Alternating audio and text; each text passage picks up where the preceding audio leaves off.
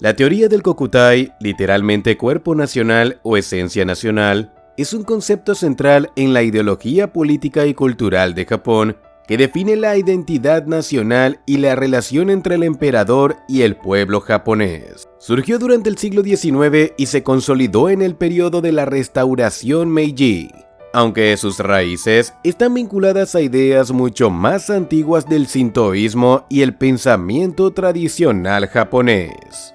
Origen y desarrollo.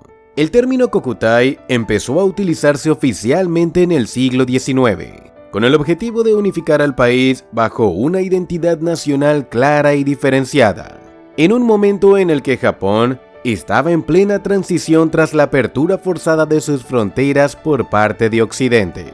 La restauración imperial que trajo el periodo Meiji desde 1868 hasta 1912 colocó al emperador en el centro del concepto del Kokutai, presentándolo no solo como un monarca constitucional, sino como una figura casi divina, símbolo y esencia de la unidad japonesa.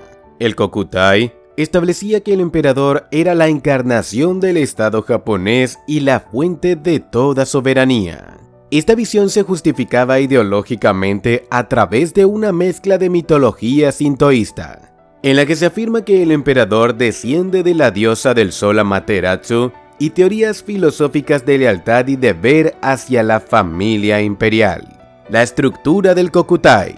En el contexto de la teoría del Kokutai se destacan dos elementos fundamentales. Número 1. El emperador como el centro del Estado.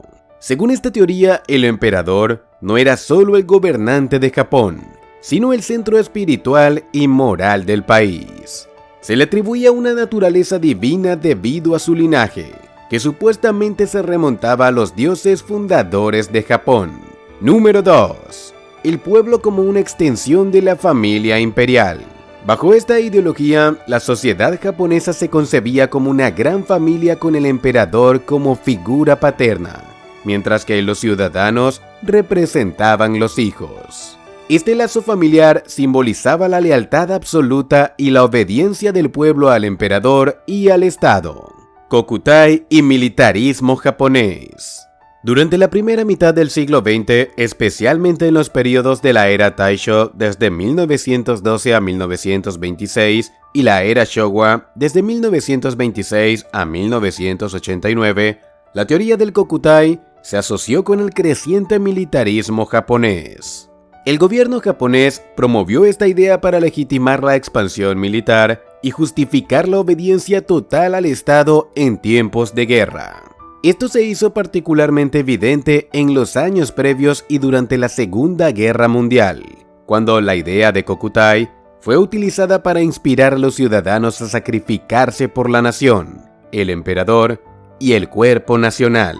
Un documento clave en la difusión de esta ideología fue el Reescrito Imperial sobre la Educación de 1890, que exhortaba al pueblo japonés a ser leal al emperador, promover la armonía social y dedicarse a la nación con espíritu de sacrificio. Kokutai después de la Segunda Guerra Mundial. Con la derrota de Japón en 1945, el Kokutai sufrió un golpe devastador. La Constitución de 1947, redactada bajo la supervisión de las fuerzas de ocupación aliadas, eliminó la base divinizada del emperador y lo relegó a una figura ceremonial sin poder político. Esto marcó el fin oficial de la teoría del Kokutai como fundamento del Estado japonés. Sin embargo, ciertos elementos de la identidad y cultura nacional japonesa, como el respeto y el afecto hacia la figura imperial, todavía resuenan en la sociedad contemporánea. Como conclusión, podemos decir que la teoría del Kokutai fue una herramienta poderosa en la construcción de la identidad nacional japonesa, particularmente durante el periodo de modernización de Japón en el siglo XIX y su militarización en el siglo XX.